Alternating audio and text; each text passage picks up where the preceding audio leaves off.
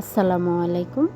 জাতীয় কবি কাজী নজরুল ইসলামের টাকাওয়ালা কবিতার মূল সারমর্ম হল অর্থের অহংকার, ধনীদের নিষ্ঠুর শোষণ এবং সাধারণ মানুষের চরম বঞ্চনার চিত্র তুলে ধরা হয়েছে এই কবিতাটিতে। সমাজের সাধারণ ও সর্বহারা মানুষের যখন খাদ্যের জন্য কাঁদে, তখন ধনীদের কাছে টাকা যেন উড়ে চলা পাখি বা ব্যাংকের সুরক্ষিত আমানত। আবৃত্তি করছে কবি নজরুল ইসলামের টাকাওয়ালা কবিতাটি। জলের সাগরে আশিনু রহিতে তরি, জল দাও বলে কাঁদে সর্বহারার দল। চারদিকে জল, জলের তৃষায় মরি, টাকা নাই নাকি শুনি টাকশালে এসে টাকার সঙ্গে মাখামাখি। বলে টাকা থাকে কোন দেশে, লক্ষ্মী বাহন পেচারা আসিয়া সারা দেশ ভরিয়াছে, বিধাতার দেওয়া ঐশ্বর্যেরে রক্ষিতা করিয়াছে।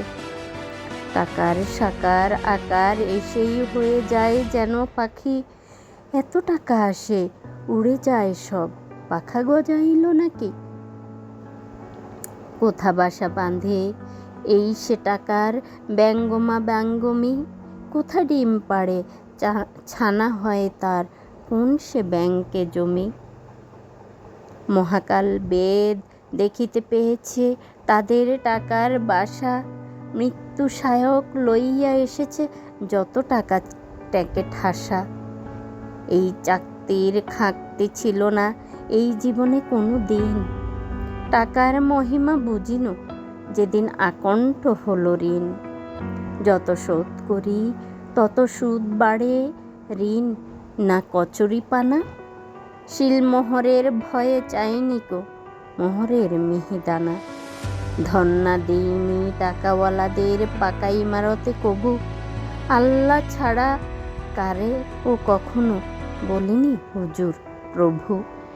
টাকাওয়ালাদের দেখে এই জ্ঞান হইয়াছে সঞ্চয়, টাকাওয়ালাদের চেয়ে ঝাঁকাওয়ালা অনেক মহৎ হয়।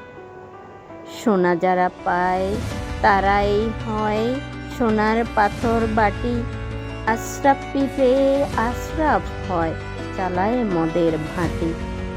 মানুষের রূপে এরা রাক্ষস রাবণ বংশধর, পৃথিবীতে আজ